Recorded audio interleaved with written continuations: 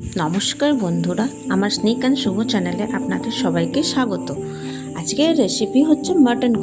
তাই মাটন একটু চর্বিযুক্ত আনা হয়েছে। চর্বিযুক্ত মাটন খেতে খুব টেস্টি হয়। এই জন্য মাটনটাকে ভালোভাবে ধুয়ে ওটার মধ্যে 2 চামচের মতো নুন, 1 চামচের মতো হলুদ গুঁড়ো আর 1 চামচের মতো ধনে গুঁড়ো আর কাশ্মীরি লঙ্কা গুঁড়ো আর 2টো পেঁয়াজ, আদা একটু, 20-22টার মতো রসুন, 1 চামচ জিরে আর 4টে শুকনো লঙ্কা, 2টো কাঁচা লঙ্কা, এটা আমি মিক্সিতে পেস্ট করে নিয়েছিলাম। আর ওই মশলাটাই আমি মাটনটার মধ্যে দিয়ে দিয়েছি। আর তার মধ্যে 3 বড় চামচ সর্ষের তেল আমি অ্যাড করে মাটনটাকে ভালো করে ম্যারিনেট করে ঢাকা দিয়ে রেখে দিয়েছি। আর আমরা মাটনের সাথে আলু খেতে পছন্দ করি না, এরকম খুব কমই আছে, তাই আলু কেটে রেখেছি। আর কড়াইতে তেল গরম করতে দিয়ে ওটার মধ্যে কেটে রাখা আলুগুলো দিয়ে দিয়েছি আর ওর মধ্যে সামান্য নুন দিয়ে দিয়েছি। নিয়ে আলুটাকে ভালো করে ভাজা ভাজা করে আমি তুলে রেখে দিয়েছি।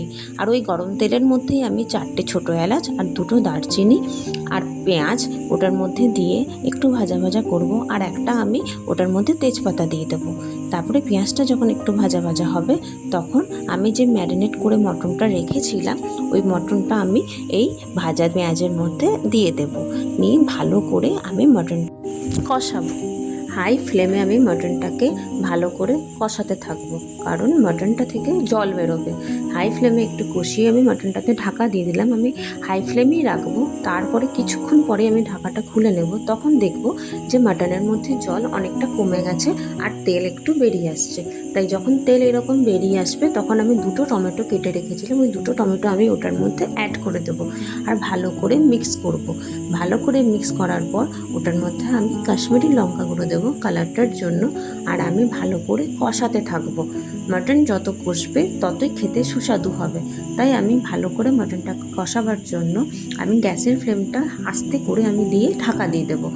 আস্তেই আমার গ্যাসের ফ্লেমটা থাকবে। তারপরে আমি ঢাকাটা খুলে দেখব যে আমার মাটনের জলটা অলমোস্ট কমে গেছে আর তেল খুব সুন্দরভাবে বেরিয়ে আসছে।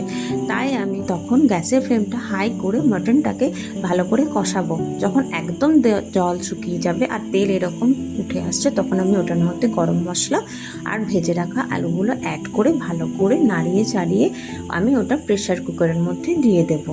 এই মাটন কষাটা আমি প্রেশারের কুকারে দিয়ে পরিমাণ মতো আপনারা যেরকম জল পছন্দ করবেন, ঝোল খাবেন, সেই অনুপাতে জল দেবেন। আর নুনটা টেস্ট করে নেবেন, নুন লাগলে নুন দেবেন। তারপরে আমি প্রেশার কুকারের মধ্যে দিয়ে হাই ফ্লেমে 5-6টা সিটি দেবো। আর তার মধ্যে কেউ যদি লঙ্কা পছন্দ করে খেতে গোটা, তো ওটার মধ্যে আপনি অ্যাড করতে পারেন।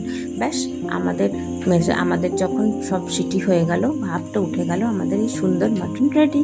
আমার এই রেসিপি যদি আপনাদের ভালো লাগে বন্ধুরা, তাহলে অবশ্যই লাইক করবেন, শেয়ার করবেন আর একটু পেজটাকে ফলো করে দেবেন। Thank you.